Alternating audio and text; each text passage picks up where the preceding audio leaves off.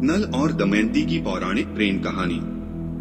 नमस्कार मित्रों, स्वागत है आपका एक बार फिर से आपके अपने YouTube चैनल देवदर्शन टीवी में। आइए दोस्तों, शुरू करते हैं एक बहुत ही सुंदर पौराणिक प्रेम कथा। बहुत प्राचीन समय की बात है। तब विदर्भ देश में राजा भीम राज किया करते थे। वे बहुत पराक्रमी और सर्वगुण संपन्न थे, किंतु एक दुख के कारण वे सदैव व्यथित रहते थे। उनके कोई संतान नहीं थी। एक दिन उनके यहाँ दमन नाम के एक महर्षि पधारे। राजा और रानी ने महर्षि की भरपूर सेवा की। उनकी सेवा से प्रसन्न होकर महर्षि ने उन्हें वरदान दिया कि तुम्हारे यहाँ एक कन्या तथा 3 पुत्र उत्पन्न होंगे। महर्षि के वरदान स्वरूप योगकाल आने पर राजा भीम के घर में एक कन्या और 3 पुत्र उत्पन्न हुए। राजा ने कन्या का नाम दमयंती तथा पुत्रों के नाम दम, दांत एवं दमन रखे। दमयंती रूप, तेज और यश में तीनों लोकों में अद्वितीय थी। उधर निषद देश में उन दिनों राजा वीरसेन शासन किया करते थे। उनके 2 पुत्र थे, नल एवं पुष्कर। राजा के ये दोनों पुत्र अलग अलग रानियों से उत्पन्न हुए थे। दोनों में नल बड़े थे और राजा वीरसेन ने उन्हें ही राजगद्दी का अधिकारी बनाया। इस कारण छोटे भाई पुष्कर के मन में उनके प्रति विद्वेष की भावना पैदा हो गई।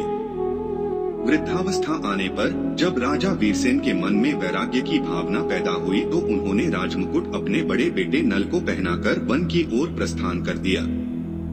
राज्य चलाने का दायित्व नल के जिम्मे आ गया, जिसे उन्होंने बड़ी प्रसन्नता के साथ स्वीकार कर लिया। वे बड़ी कुशलता के साथ राज्य का संचालन करने लगे। राजा नल जितने धर्मपरायण और पराक्रमी थे, उतने ही सुंदर भी थे। उन्होंने वेद और शास्त्रों का अध्ययन किया था और वे संसार की समस्त कलाओं में पारंगत थे। उन्हें पशु पक्षियों की बोली समझने में भी महारत हासिल थी। एक दिन वे राजमहल के उपवन में टहल रहे थे। तभी उनकी नजर अपने उपवन में बने छोटे से सरोवर के निकट घूमते हुए कुछ हंसों पर पड़ी। वे हंस बहुत ही सुंदर थे। राजा नल उन्हें पकड़ने के लिए लालायित हो उठे। वे दबे पांव उनके निकट पहुंचे। बाकी के सारे हंस तो उड़ गए, परंतु एक हंस को उन्होंने पकड़ लिया। उस हंस के पंख सोने के थे। राजा नल उसे देखकर आश्चर्यचकित हो उठे। तभी वह हंस मनुष्यों की भाषा में बोल उठा, हे राजन, मुझे मारना मत, मैं तुम्हारा बहुत प्रिय कार्य करूंगा। राजा नल तो पहले से ही हंस के सोने के पंखों को देखकर चकित थे। अब उसे मनुष्यों की भाषा में बोलते देखकर और भी चकित हो उठे। उन्होंने हंस से पूछा, बताओ तो तुम मेरा क्या प्रिय कार्य करोगे? हंस बोला, हे राजन, हम हंस दूर दूर के देशों की यात्रा करते रहते हैं। मैंने इस संसार में आप जैसा सुंदर और शोभनीय पुरुष कोई दूसरा नहीं देखा। इसी प्रकार मैंने विदर्भ के राजा भीम की पुत्री दमयंती जैसी रूपवती राजकुमारी कहीं नहीं देखी। मुझे ऐसा लगता है कि विधाता ने आप दोनों को एक दूसरे के लिए ही बनाया है। लेकिन जिस प्रकार आप राजकुमारी दमयंती के रूप और गुणों से परिचित नहीं हैं, उसी प्रकार राजकन्या दमयंती भी आपके रूप और गुणों से अपरिचित है। यदि आप मुझे मुक्त कर दें, तो मैं यहाँ से सीधा विदर्भ देश की राजधानी में राजकन्या दमयंती के महल के उद्यान में जाऊंगा और सारी बातें बताने के बाद उसके सम्मुख आपके रूप और गुणों की इस प्रकार प्रशंसा करूंगा कि राजकुमारी दमयंती इतनी प्रभावित हो जाए कि आपको देखे बिना ही अपने होने वाले पति के रूप में आपका वरण कर ले। यदि ऐसा है तो मैं तुम्हें मुक्त करता हूँ। राजा नल ने हंस को छोड़ते हुए कहा, मेरा परिचय देने के बाद राजकुमारी दमयंती को यह भी संदेश देना कि तुमसे उसके रूप और गुणों की प्रशंसा सुनकर मेरे मन में उसके प्रति प्रेम जाग उठा है और मैंने अपनी जीवन संगिनी के रूप में उसका वरण कर लिया है। आपका यह संदेश मैं राजकुमारी दमयंती तक अवश्य पहुंचा दूंगा। हंस ने कहा और अपने साथियों के साथ उड़ता हुआ विदर्भ देश की दिशा में चला गया। हंस अपने साथियों सहित राजकुमारी दमयंती के उद्यान में उतरा। दमयंती उस समय अपनी सहेलियों के साथ उद्यान में टहल रही थी। वह अपने होने वाले पति के विषय में सोच रही थी। उसे पता चला गया था कि निकट भविष्य में ही उसके विवाह के लिए उसके पिता एक स्वयंवर का आयोजन करने वाले हैं। यद्यपि स्वयंवर में अपनी पसंद का जीवन साथी चुनने का उसे पूर्ण अधिकार था, लेकिन यह सोचकर वह चिंतित थी कि चारणों और भाटों द्वारा सुनी गई प्रशस्ति और शारीरिक सौंदर्य तथा सौष्ठव को देखकर वह जिस व्यक्ति का वरण करेगी, क्या वह व्यक्ति गुणवान और शीलनिष्ठ भी होगा। दमयंती के उद्यान में पहुंचकर हंस निद्वंद्व भाव से इधर उधर घूमने लगे। ढेर सारे सुंदर राजहंसों को अपने उपवन में देखकर दमयंती और उसकी सखियां आश्चर्य से उनकी ओर देखने लगी। तभी उनमें से एक हंस फुदकता हुआ दमयंती के समीप आ गया। राजकुमारी के समीप पहुंचकर हंस ने उससे कहा, राजकुमारी दमयंती, इस संपूर्ण संसार में तुम्हारे जैसी रूप, गुण और कलाओं में पारंगत कोई और स्त्री नहीं है। ठीक इसी प्रकार निषद देश के राजा नल जैसा सर्वगुण संपन्न पुरुष इस पृथ्वी पर दूसरा कोई नहीं है। राजा नल की तरह राजकुमारी दमयंती भी एक हंस को मनुष्यों की बोली में बोलते देखकर विस्मित रह गई। फिर उसे लगा कि कुछ देर पहले वह जिस चिंता में खुली जा रही थी, अब वह चिंता कम होती जा रही है। कुछ सोचकर उसने एक लंबी सांस ली और हंस से बोली, लेकिन हंस, यह तो आवश्यक नहीं कि महाराज नल स्वयं स्वयंवर में पधारे। इस प्रकार के निमंत्रण तो राजाओं के पास पहुंचते ही रहते हैं। वे प्रत्येक स्वयंवर में जाते भी नहीं हैं। यदि वे न आए तो मैं उनका किस प्रकार वरण कर सकूंगी। यह सुनकर हंस ने दमयंती को आश्वस्त किया, राजकुमारी दमयंती, तुम चिंता न करो। मैंने तुम्हारे रूप सौंदर्य और गुणों से महाराज नल को भली भांति परिचित करा दिया है। बिना देखे ही वे तुम्हें प्रेम करने लगे हैं और उन्होंने अपनी पत्नी के रूप में तुम्हारा वरण कर लिया है। मैं तुम्हें यहाँ यही संदेश देने के लिए आया हूँ ताकि तुम दोनों को सुयोग्य और मनोवांछित जीवन साथी मिल सके। मैं तुम्हें वचन देती हूँ कि स्वयंवर में राजा नल के गले में ही वरमाला डालूंगी, और यदि वे किसी कारणवश स्वयंवर में नहीं आ सके, तब मेरी वरमाला किसी अन्य राजा के गले में नहीं पड़ेगी। राजकुमारी दमयंती के मुख से उसके उद्गार सुनकर हंस संतुष्ट हो गया और वह अपने साथियों सहित आकाश मार्ग से उत्तर दिशा की ओर उड़ गया। कुछ दिन बाद विदर्भ के राजा भीम ने स्वयंवर की तिथि निश्चित कर दी और सब राजाओं को स्वयंवर में आने का निमंत्रण भेज दिया। निश्चित तिथि पर राजा लोग अपने अपने हाथी, घोड़ों और रथों पर सवार होकर विदर्भ की राजधानी कुंडिनपुर में पहुंचने लगे। राजा भीम ने सब राजाओं का यथायोग्य स्वागत सत्कार किया और उनके ठहरने की व्यवस्था कर दी। इसी बीच नारद जी घूमते हुए इंद्रलोक में पहुँचे और देवराज इंद्र तथा अन्य देवताओं को दमयंती के स्वयंवर का समाचार दिया। देवता भी नारद जी की बात सुनकर स्वयंवर में जाने के लिए तैयार हुए और अपने अपने वाहनों पर चढ़कर विदर्भ राज्य में जाने के लिए चल पड़े। इन देवताओं में देवेंद्र के अतिरिक्त यम, अग्नि एवं वरुण भी थे। आकाश मार्ग से गुजरते हुए देवताओं की दृष्टि रथ में सवार राजा नल पर पड़ी।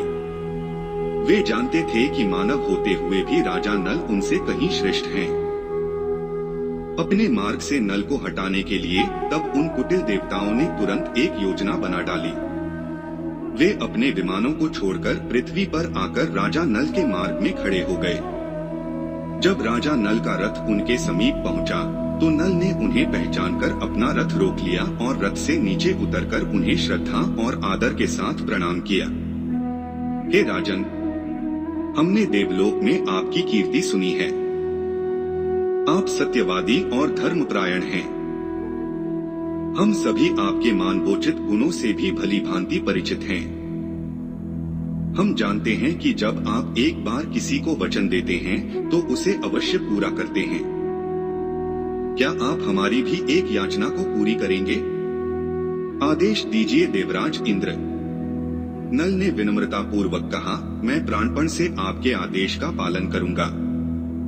देवराज इंद्र ने तब अपने तीनों साथियों का परिचय देकर कहा, हम लोग निषद नरेश भीम की कन्या के स्वयंवर में भाग लेने जा रहे हैं। हमारी इच्छा है कि राजकुमारी दमयंती हम चारों में से किसी एक का वरण करे। हम आपके द्वारा अपनी यह इच्छा राजकुमारी तक पहुंचाना चाहते हैं। लेकिन देवराज, मैं स्वयं भी तो राजकुमारी दमयंती से विवाह की इच्छा लेकर कुंडिनपुर जा रहा हूँ। ऐसी स्थिति में मैं आपके आदेश का पालन कैसे कर सकता हूँ? नल ने विवशता जताई।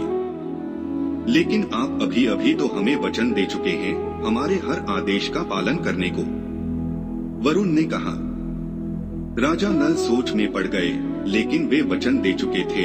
अतः उन्होंने इंद्र से कहा, देवराज इंद्र, दमयंती का महल बहुत बड़ा है। बाहर प्रहरी होंगे और महल के अंदर उसकी सेविकाएं तथा सखियां। ऐसी स्थिति में मैं महल में प्रवेश कैसे कर पाऊंगा? उसकी चिंता आप न करें। इंद्र ने कहा, मैं आपको अपनी अदृश्य शक्ति प्रदान किए देता हूँ। इससे आप तो सबको देख सकेंगे, किंतु आपको कोई नहीं देख सकेगा। कोई व्यक्ति तभी आपको देख पाएगा जब आप ऐसा चाहेंगे। राजा नल सहमत हो गए और देवेंद्र से प्राप्त अदृश्य शक्ति के द्वारा वे बड़ी सुगमता के साथ राजकुमारी के अंतःपुर में प्रवेश कर गए। किसी ने उन्हें न तो देखा और न ही टोका। राजकुमारी दमयंती के समक्ष पहुंचकर राजा नल प्रकट हो गए। उनके इस तरह अचानक प्रकट हो जाने से राजकुमारी पल भर के लिए नेत्र फाड़े विस्मित रह गई।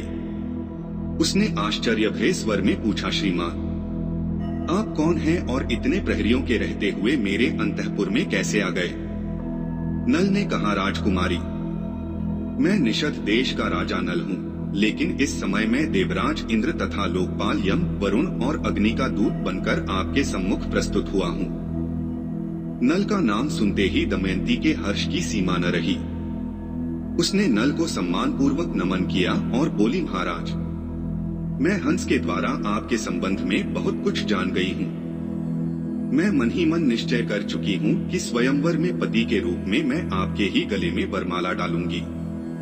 नहीं राजकुमारी, मैं तो एक सामान्य सा मानव हूँ। नल ने कहा, मैं तो देवताओं के समक्ष एक धूल के कण के बराबर भी नहीं हूँ। देवताओं ने मुझे तुम्हारे पास यह संदेश देकर भेजा है कि तुम स्वयंवर में देवराज इंद्र, अग्नि, वरुण एवं यम में से ही किसी एक का वरण करो। नहीं महाराज, दमयंती ने निश्चयात्मक स्वर में कहा, यह असंभव है।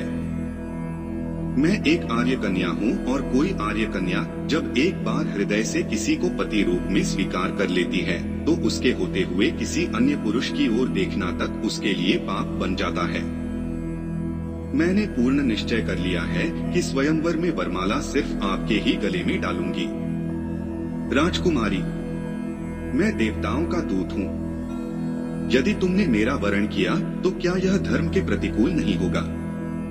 नल ने कहा, नहीं महाराज। दमयंती ने दृढ़ स्वर में उत्तर दिया, आपने जो दूत कार्य करना था वह आप कर चुके। आपने देवताओं का संदेश मुझ तक पहुंचाने का वचन दिया था, सो आपने मुझे पहुंचा दिया। आपने धर्म पूर्वक अपने वचन का पालन कर दिया है, लेकिन आपने देवताओं को यह वचन थोड़े ही दिया है कि आप स्वयंवर में हिस्सा नहीं लेंगे। आप स्वतंत्र हैं और मैं भी स्वतंत्र हूँ कि अपने पति के रूप में किसका चयन करूँ, किसका नहीं। आप स्वयंवर में अवश्य पधारें।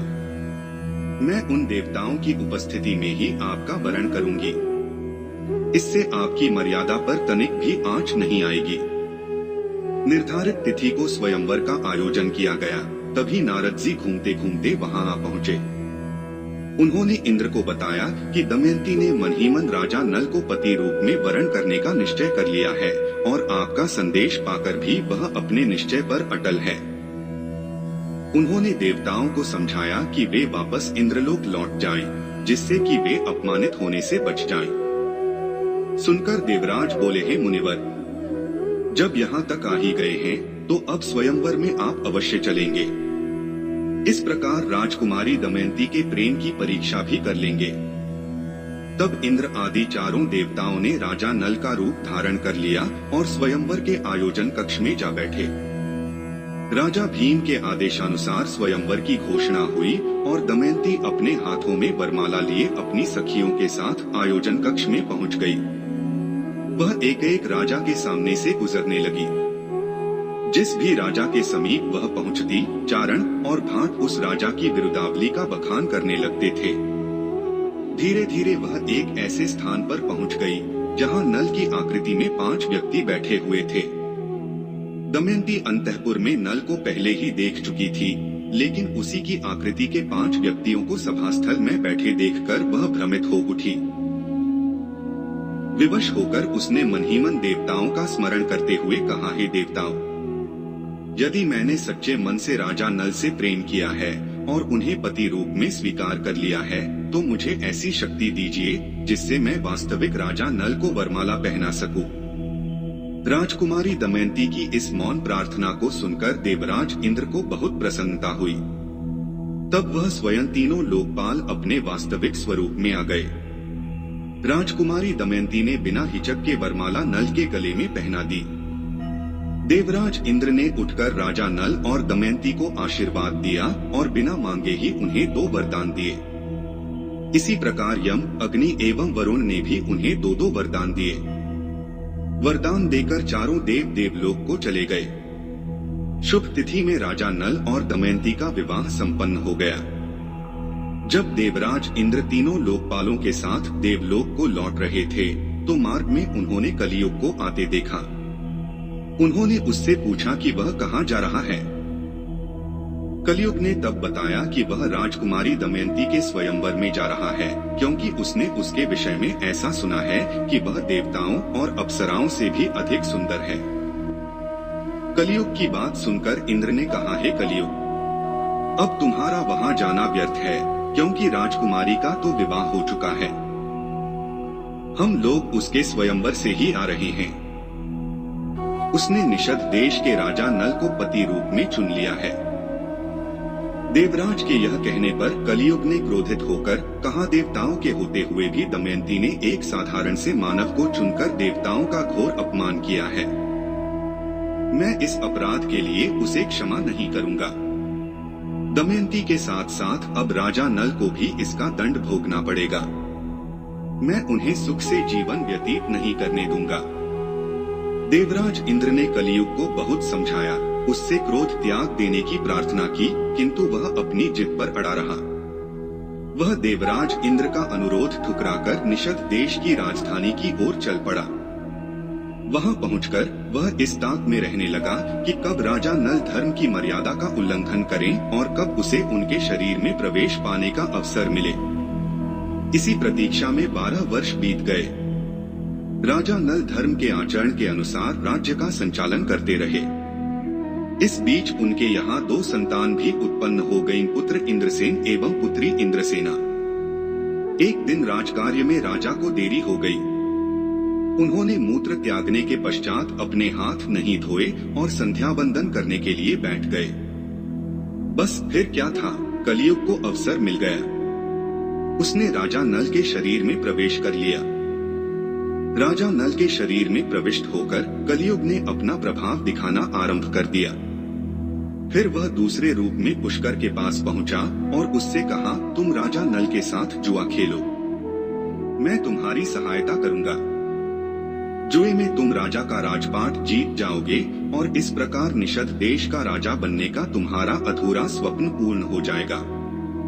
पुष्कर ने उसकी बात मानकर अपने पासे उठा लिए और राजभवन की ओर चल पड़ा। राजभवन में पहुंचकर पुष्कर ने बहुत ही विनम्रतापूर्वक नल को जुआ खेलने के लिए आमंत्रित किया। राजा नल ने उसका आग्रह स्वीकार कर लिया, क्योंकि कलियुग उन पर पहले ही प्रभाव डाल चुका था।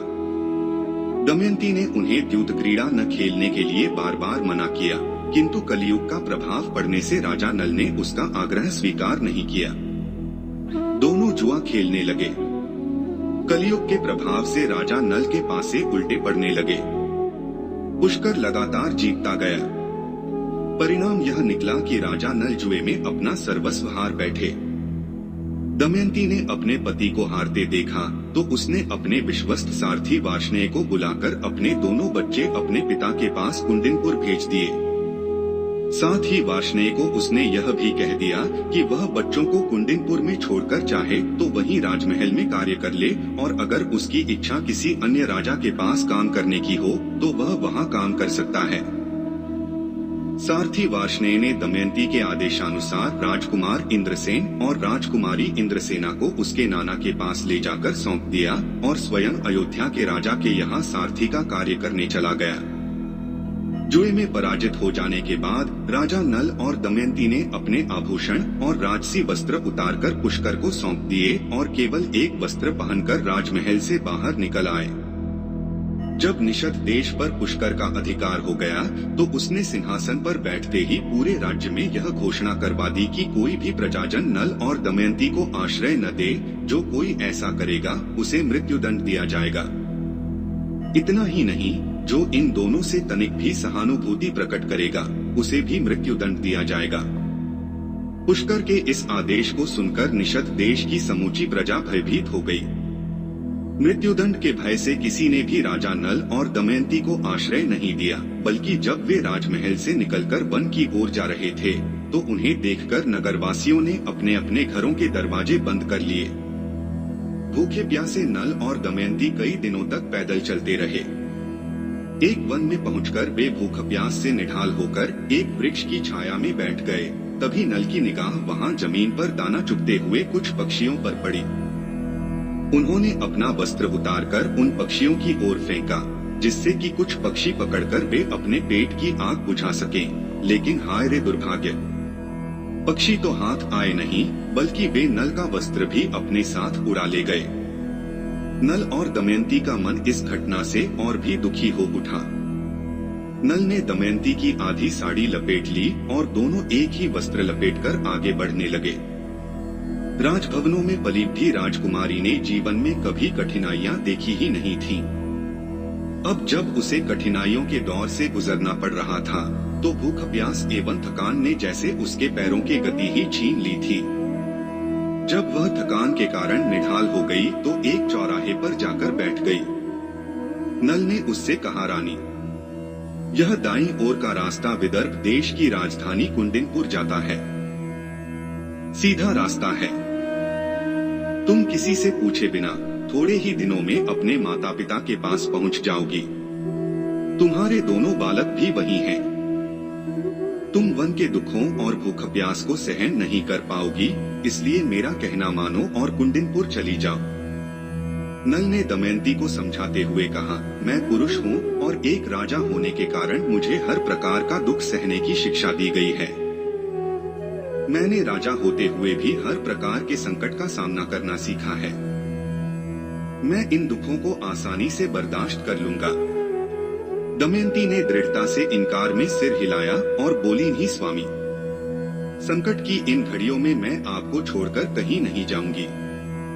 पति तो वन में दुख और भूख प्यास सहन करता हुआ भटकता फिरे और पत्नी राजभवन जाकर सुख से रहे, यह पत्नी का धर्म नहीं है। मेरा जीवन और मरण अब आपके साथ ही है। मैं आपको छोड़कर कहीं दूसरे स्थान पर जाने के विषय में सोच भी नहीं सकती। राजा नल ने दमयंती को बहुत समझाया, लेकिन दमयंती अपनी जिद पर अड़ी रही। निराश होकर नल उसी वृक्ष के नीचे लेट गए। थकीहारी दमयंती भी लेट गई। राजा नल की तो चिंता के कारण पलकें तक नहीं झपकी, लेकिन थकी होने के कारण दमयंती गहरी निद्रा में सो गई। जब राजा नल ने दमयंती को सोते देखा तो वे उठकर बैठ गए। उन्होंने सोचा कि दमयंती उन्हें छोड़कर अपने माता पिता के पास नहीं जाएगी, इसलिए मुझे ही इसे सोती हुई छोड़कर यहाँ से चल देना चाहिए। अकेली रह जाने पर इसे विवश होकर कुंडिनपुर जाना ही पड़ेगा। यह निश्चय करके उन्होंने बिना कोई आवाज किए दमयंती की आधी साड़ी फाड़कर लपेट ली और उसे वृक्ष के नीचे अकेला सोता छोड़ बड़ी तेजी से एक ओर चल पड़े। अगले दिन सुबह के समय दमयंती की नींद टूटी। उसने आसपास नजरें घुमाई, लेकिन नल उसे कहीं दिखाई नहीं दिए। उसने सोचा कि शायद भोजन पानी की तलाश में इधर उधर निकल गए होंगे, शीघ्र ही लौट आएंगे, किंतु उसे प्रतीक्षा करते करते दोपहर का समय हो गया और फिर वह दोपहर भी रात में बदल गई तो वह बेहद चिंतित हो उठी। उसकी आंखों से आंसू बहने लगे। वह जोर जोर से अपने स्वामी को पुकारते हुए पागलों की तरह वन में इधर उधर भटकने लगी। उसका विलाप सुनकर अपने अपने घोंसलों में बैठे पक्षी और वन में विचरण करने वाले पशु भी द्रवित हो गए। दमयंती को अपने शरीर का कोई होश नहीं था। उसके मुंह से बस यही शब्द बार बार निकल रहे थे, हाय स्वामी, तुम कहाँ हो? हाय, तुम मुझ अभागी को छोड़कर कहाँ चले गए? घंटों तक दमयंती इसी प्रकार विलाप करते हुए नल की तलाश में इधर उधर भटकती रही और उसी हालत में एक विशालकाय अजगर के निकट पहुंच गई। अजगर ने उसे देखते ही अपना विकराल मुंह फाड़ दिया। उसके भयानक मुख को देखकर दमयंती भयाक्रांत होकर सहायता की गुहार लगाने लगी। सौभाग्य से उसकी करुण पुकार एक बहेलिये के कानों तक पहुंच गई। वह तेजी से दौड़ता हुआ दमयंती के पास पहुंचा। अजगर दमयंती को निगलने ही वाला था कि बहेलिये ने निशाना साधकर अपना बाण चला दिया। बाण ने अजगर का जबड़ा चीर डाला। दमयंती उसकी पकड़ से मुक्त हो गई। बहेलिया तब उसे एक सरोवर के निकट ले गया। उसने दमयंती से कहा, लगता है तुमने कई दिन से स्नान नहीं किया, पहले तुम सरोवर में स्नान कर लो। तुमने शायद कई दिनों से भोजन भी नहीं किया। मेरे पास थोड़ा सा भोजन है। भोजन करने के बाद अपने बारे में बताना कि तुम कौन हो और इस भयानक वन में क्यों भटक रही हो। दमयंती ने सरोवर में स्नान कर बहेलिये के दिए हुए रूखे सूखे भोजन से अपने पेट की आग बुझाई। फिर उसने उसे अपने और अपने पति के विषय में संक्षेप में सब कुछ बता दिया। दमयंती अप्सराओं से बढ़कर सुंदर थी। उसके सौंदर्य को देखकर बहेलिये के मन में वासना जाग उठी। बहेलिये की आंखों में धधकती वासना की आग को देखकर दमयंती ने उससे उसका स्त्रीत्व भंग न करने की प्रार्थना की, किंतु बहेलिये ने उसकी प्रार्थना पर कोई ध्यान नहीं दिया। वह दमयंती की ओर बढ़ने लगा। अपने स्त्रीत्व पर आंच आती देखकर दमयंती ने मन ही मन ईश्वर से प्रार्थना की, हे परमेश्वर, मेरी रक्षा करो। यदि मैंने स्वप्न में भी अपने पति के अतिरिक्त किसी दूसरे पुरुष का चिंतन न किया हो तो यह बहेलिया इसी क्षण भस्म हो जाए। और जैसे ईश्वर ने उसकी प्रार्थना स्वीकार कर ली, अचानक बहेलिये के चारों ओर अग्नि का एक घेरा उठा और उसने बहेलिये को अपनी चपेट में ले लिया। बहेलिया धू धू करके जलने लगा। देखते ही देखते उसका शरीर अग्नि में जलकर भस्म हो गया। बहेलिये से छुटकारा पाकर दमयंती फिर आगे बढ़ चली। कई दिनों तक वन में भटकने के बाद दमयंती एक आश्रम में पहुंच गई। उस आश्रम में अनेक ऋषिमुनि रहते थे। दमयंती ने वहां पहुंचकर उन ऋषिमुनियों से अपनी व्यथाकथा कह सुनाई। उसकी करुण कथा सुनकर ऋषिमुनियों ने दमयंती को आश्वासन दिया कि बहुत शीघ्र ही उसका खोया हुआ पति उसे मिल जाएगा और उन्हें अपना राजपाट भी मिल जाएगा। आश्रम से प्रस्थान करने के बाद दमयंती को व्यापारियों का एक दल मिला जो चेदी देश की राजधानी जा रहा था। दमयंती उस दल के साथ यात्रा करते हुए चेदी देश पहुंच गई। राजभवन के पास दुखी हालत में भटकती हुई दमयंती को राजमाता ने देख लिया और उसे अपने राजमहल में बुलवा लिया। उन्होंने उससे उसका परिचय पूछा तो दमयंती ने अपनी दुखद कथा राजमाता को सुना दी, लेकिन उसने अपना और अपने पति का वास्तविक नाम नहीं बताया। इस पर राजमाता ने उसे अपनी पुत्री सुनंदा की सेविका के रूप में रहने की अनुमति दे दी। अब सुनिए नल के विषय में कि उन पर क्या गुजरी। वे अपनी पत्नी दमयंती को निर्जन वन में अकेला सोता छोड़कर तेजी से बढ़ते हुए एक ऐसे वन में जा पहुँचे जिसमें भीषण आग लगी हुई थी। वे उस जलते हुए वन से बचकर निकलने का उपाय सोच ही रहे थे कि अचानक उनके कानों में बचाओ बचाओ की करुण पुकार पड़ी। वह झपटते हुए आगे बढ़े तो उन्होंने एक विशाल नाग को आग की लपटों में जलते हुए देखा। उन्हें आते देखकर वह नाग चिल्लाया, राजा नल, मैं करकोटक नाग हूँ, मेरी रक्षा करो, मुझे इस भीषण आग से बचाओ। राजा नल को उस पर दया आ गई। उन्होंने नाग को आग की लपटों से बाहर निकाल लिया, लेकिन जब वे उसे लेकर सुरक्षित स्थान की ओर बढ़ने लगे तो अचानक नाग ने उन्हें डस लिया। नाग के दंश से नल का सारा शरीर नीला पड़ने लगा। उनके शरीर में दर्द की तीव्र लहरें उठने लगी। वे दुखी स्वर में बोले, नागराज, यह तुमने क्या किया? मैंने तुम्हारी जान बचाई और तुमने मुझको ही डस लिया। मेरे उपकार का अच्छा बदला चुकाया तुमने। राजा नल। नाग बोला, मैंने तुम्हारे उपकार का बदला ही तो चुकाया है। अब तुम्हें कोई पहचान नहीं पाएगा। तुम्हारे शरीर में कलियुग ने निवास कर लिया था। अब मेरे विष से उसे अत्यधिक पीड़ा होगी और वह तुम्हारे शरीर को छोड़कर चला जाएगा। मेरे विष के प्रभाव से कोई हिंसक पशु और शत्रु तुम पर आक्रमण करने का साहस नहीं कर पाएगा। युद्ध में हमेशा तुम्हारी विजय होगी। अब तुम अपना नाम बाहुक रखकर अयोध्या के राजा ऋतुपर्ण के यहाँ चले जाओ। तुम अश्व विद्या में भी अन्य विद्याओं की तरह कुशल हो। तुम उनके अश्वों की देखभाल करना और वह तुम्हें धूत क्रीड़ा के ऐसे रहस्य बता देंगे जिनकी सहायता से तुम पुष्कर को पराजित कर अपना राज्य वापस ले सकोगे। तुम्हारी पत्नी, तुम्हारे पुत्र एवं पुत्री भी तुम्हें मिल जाएंगे। जब तुम्हें मेरी आवश्यकता हो उस समय मुझे स्मरण कर लेना। मेरा स्मरण करने भर से तुम्हारा यह कुरूप शरीर फिर से सुंदर बन जाएगा। यह कहकर नाग ने नल को एक दिव्य वस्त्र दिया और अपने लोक चला गया। राजा नल ने वह दिव्य वस्त्र पहन लिया और अयोध्या की ओर चल पड़े। अयोध्या में पहुंचकर नल ने राजा ऋतुपर्ण को अपना परिचय बाहुक कहकर दिया और अपने अश्वों से संबंधित ज्ञान की जानकारी उसे दी तो राजा ने नल को अपना सारथी नियुक्त कर दिया। वहां नल की मुलाकात अपने पूर्व सारथी वार्ष्णेय से भी हुई, किंतु उस रूप में वह नल को पहचान ही नहीं पाया। उधर कुंडिनपुर में राजा भीम को सब समाचार विदित हो चुके थे। नल के बेटे इंद्रसेन और उसकी बेटी इंद्रसेना ने अपने नाना को सब कुछ बता दिया था कि किस प्रकार उनके पिता जुए में अपना सर्वस्व हार गए थे। राजा भीम को यह जानकर बहुत दुख हुआ। उन्होंने राज्य के सुयोग्य ब्राह्मणों को बुलाया और उनसे कहा, तुम लोगों में से जो भी व्यक्ति राजा नल और दमयंती के विषय में कोई खबर लेकर आएगा, मैं उस व्यक्ति को मालामाल कर दूंगा। पुरस्कार पाने के लोभ में अनेक ब्राह्मण राजा नल और दमयंती की खोज में निकल पड़े।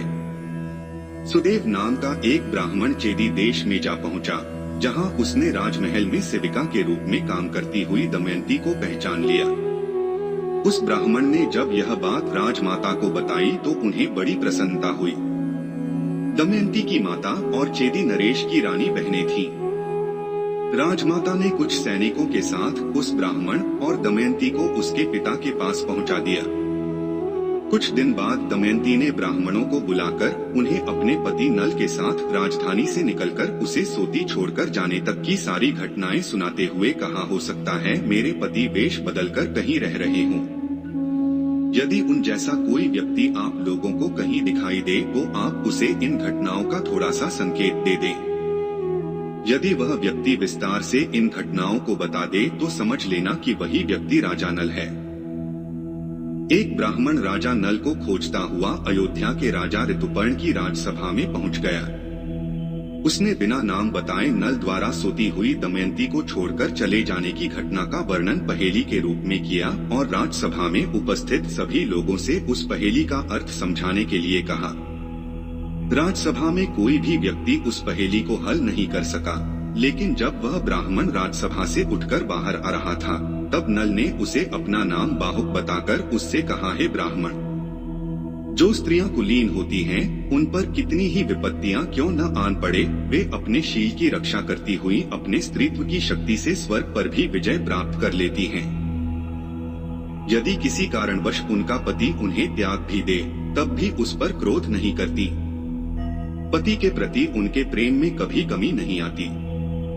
ब्राह्मण ने कुंडिनपुर लौटकर दमयंती को बाहुक के कहे हुए शब्दों को दोहराने के बाद बताया, सारथी बाहुक अश्वशास्त्र का महान ज्ञाता है और स्वादिष्ट भोजन बनाने में तो उसका कोई जवाब ही नहीं। वह एक बहुत ही कुशल रसोइया है। ब्राह्मण की बातें सुनकर दमयंती समझ गई कि उसके पति राजा नल बाहुक के रूप में राजा ऋतुपर्ण के पास रह रहे हैं। तब उसने अपने माता पिता से परामर्श करके एक योजना बनाई और उस ब्राह्मण से कहा कि वह तत्काल अयोध्या चला जाए और राजा ऋतुपर्ण से यह कहे कि राजा नल का कहीं पता नहीं चल रहा है। इसलिए दमयंती ने स्वयंवर करने का निश्चय किया है। कल सूर्योदय होते ही वह स्वयंवर में दूसरा पति वरण करेगी। ब्राह्मण उसका आदेश मानकर तत्काल अयोध्या लौट गया और राजा ऋतुपर्ण को दमयंती के स्वयंवर की सूचना दे दी। राजा ऋतुपर्ण ने तब बाहक को बुलाकर उससे कहा, बाहुक, कल सूर्योदय होते ही विदर्भ देश की राजकुमारी का स्वयंवर है। मैं इस स्वयंवर में जाना चाहता हूँ। तुम अश्व संचालन में पारंगत हो। क्या तुम स्वयंवर के समय से पहले मुझे पहुंचा सकते हो? राजा ऋतुपर्ण की बात सुनकर नल सोच में पड़ गए। उन्हें पत्नी दमयंती पर पूरा भरोसा था।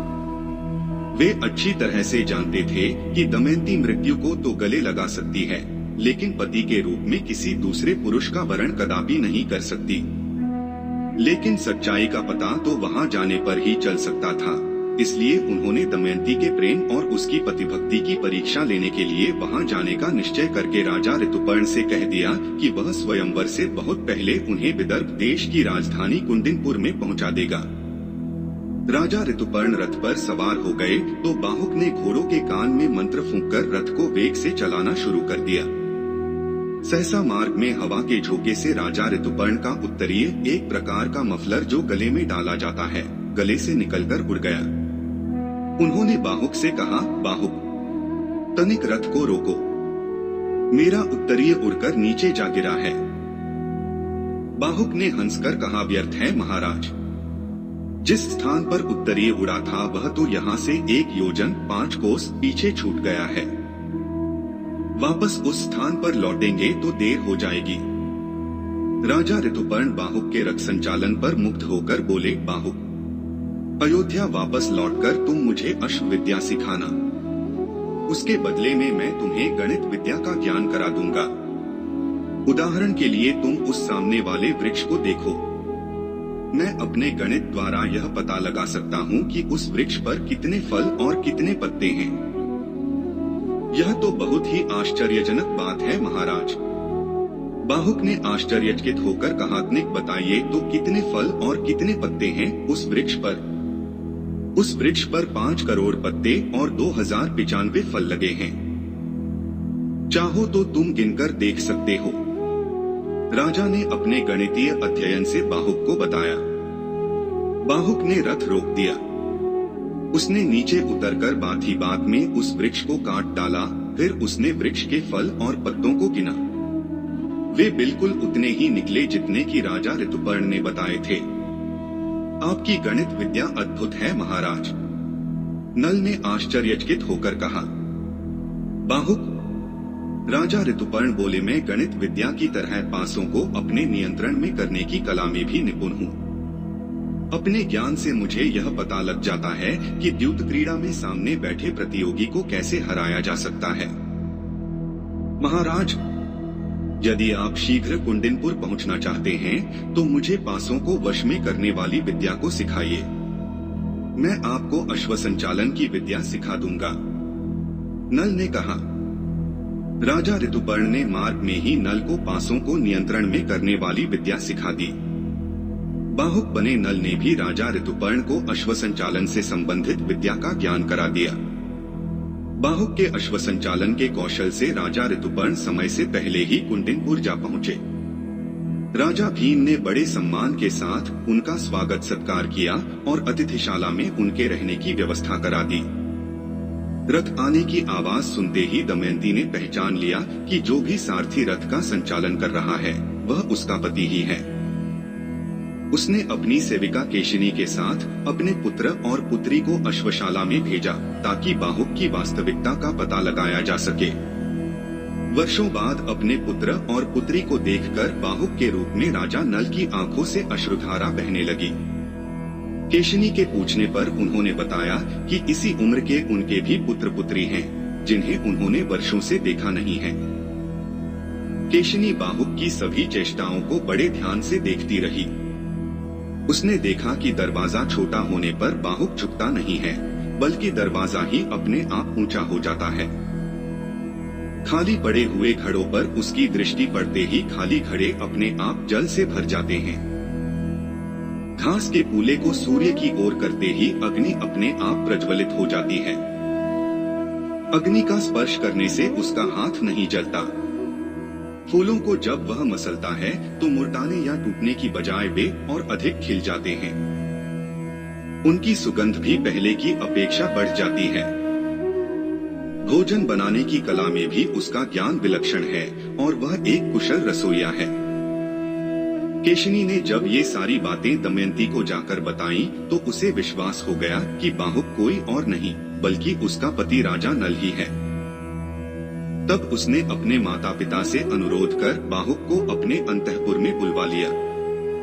दमयंती ने बाहुक रूपी राजा नल से पूछा, एक धर्मात्मा पति एक दिन अपनी पत्नी को वन में सोती छोड़कर चला गया था, क्या तुमने उसे कहीं देखा है? राजा नल ने उत्तर दिया, दमयंती, मैं ही तुम्हारा वह अभागा पति हूँ।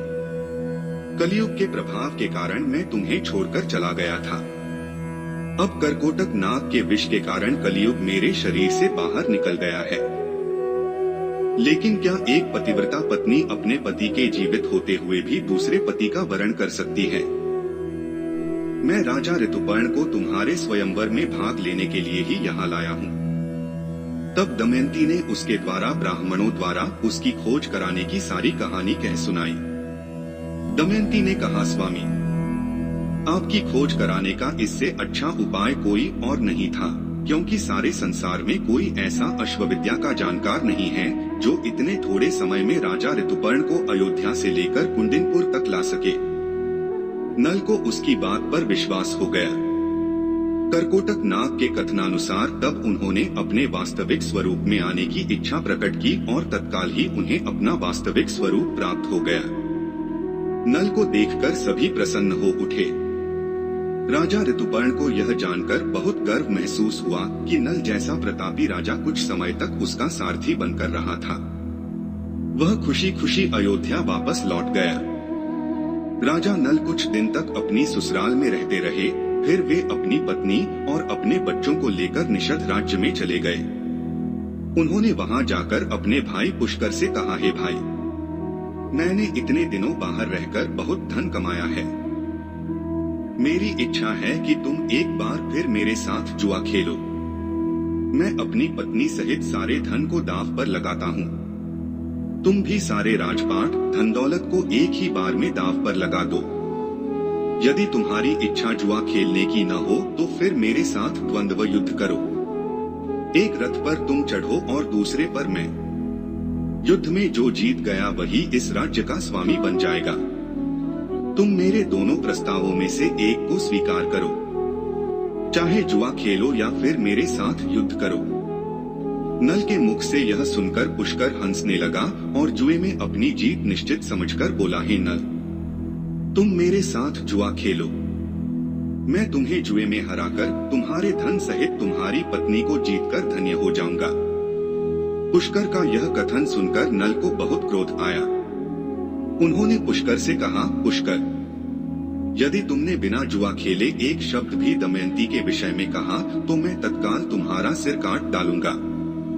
नल के यह वचन सुनकर पुष्कर भयभीत हो गया और उसी समय नल के साथ जुआ खेलने के लिए तत्पर हो गया। नल क्योंकि राजा ऋतुपर्ण से पासों के विषय में बहुत सा ज्ञान प्राप्त कर चुके थे, अतः वे संभलकर चालें चलने लगे। अब उनके शरीर से कलियुग भी निकल चुका था, अतः उन्होंने एक ही दाव में पुष्कर का राज, धन व सारी संपत्ति जीत ली।